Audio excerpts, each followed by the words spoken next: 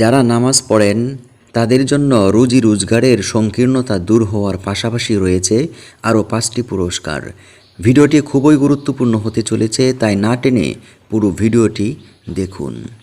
একটি হাদিসে বর্ণিত আছে, যে ব্যক্তি ইহতেমামের সহিত ও গুরুত্ব সহকারে নামাজ আদায় করবে, আল্লাহ তাআলা তাকে 5 প্রকারে সম্মানিত করবেন। প্রথমত, রুজি রোজগার ও জীবনের সংকীর্ণতা থেকে তাকে মুক্ত করবেন। দ্বিতীয়ত, তার উপর থেকে কবরের আযাব সরিয়ে দিবেন। তৃতীয়ত, কিয়ামতের দিন তার আমলনামা তার ডান হাতে দান করবেন। চতুর্থ, সে ব্যক্তি ফুলসিরাতের উপর দিয়ে বিদ্যুতের মতো পার হয়ে যাবে। পঞ্চম, বিনা হিসাবে সে বেহেশতে প্রবেশ করবে।